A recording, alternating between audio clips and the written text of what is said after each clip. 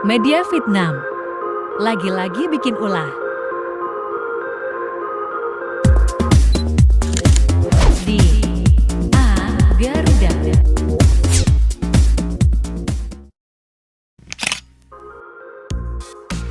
Timnas Indonesia yang hanya berhasil menang tipis 2-1 atas Kamboja di laga perdana grup A Piala AFF tahun 2022 menjadi olok-olokan atau ejekan media Vietnam. Timnas Indonesia besutan Shin Tae-yong mengawali laga perdana Piala AFF tahun 2022 dengan cukup apik. Namun melawan Kamboja di Stadion Utama Gelora Bung Karno Isuut GBK, Jumat 23 Desember 22 sore WIB, mereka hanya menang 2-1.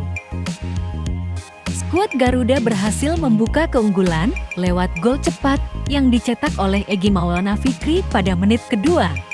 Namun gol tersebut dianulir karena offside. Namun Egy Maulana Fikri mampu tampil gemilang dengan mencetak gol 5 menit kemudian. Selesai memanfaatkan umpan lambung dari Pratama Arhan di sisi kiri.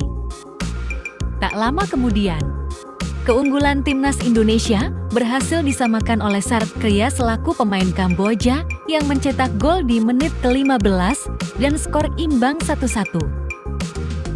Akan tetapi, jelang memasuki menit terakhir pada babak kedua, Timnas Indonesia berhasil memastikan keunggulan lewat gol yang dicetak Witan Sulaiman pada menit ke-35. Skor pun kini menjadi 2-1 dan bertahan hingga pertandingan usai.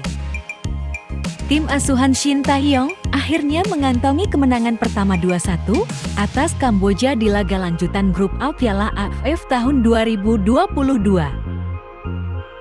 Namun siapa yang menyangka bahwa kemenangan Timnas Indonesia atas Kamboja malah menjadi bahan olok-olokan media Vietnam? Soha. Media Vietnam. Soha mengatakan bahwa Indonesia harus meraih kemenangan dengan susah payah saat melawan Angkor Warriors. Dalam judul artikel yang diunggah oleh media Vietnam, Soha.vn pada Jumat 23 Desember 22 malam WIB bertuliskan Timnas Indonesia harus susah payah melawan tim sekelas Kamboja di Piala AFF tahun 2022. Indonesia berjuang keras meraih 3 poin meski hanya harus bertemu Kamboja, tulis judul artikel tersebut.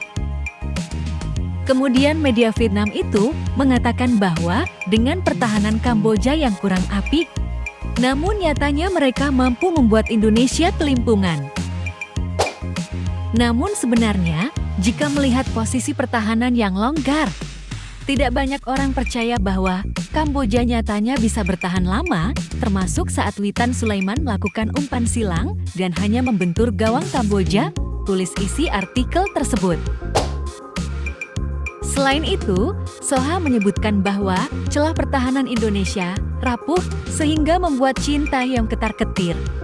Pemain pengganti pun tak berpengaruh dan membuat Kamboja memiliki banyak peluang.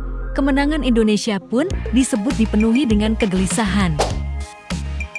Celah yang rapuh membuat pelatih Shin Tae-yong merasa tak aman. Ia menarik Egy dan Asnawi, namun berkat hal tersebut, Kamboja memiliki banyak peluang, disadur dari Soha. Indonesia memang sedikit lebih baik, tapi mereka kesulitan menjebol gawang Kamboja.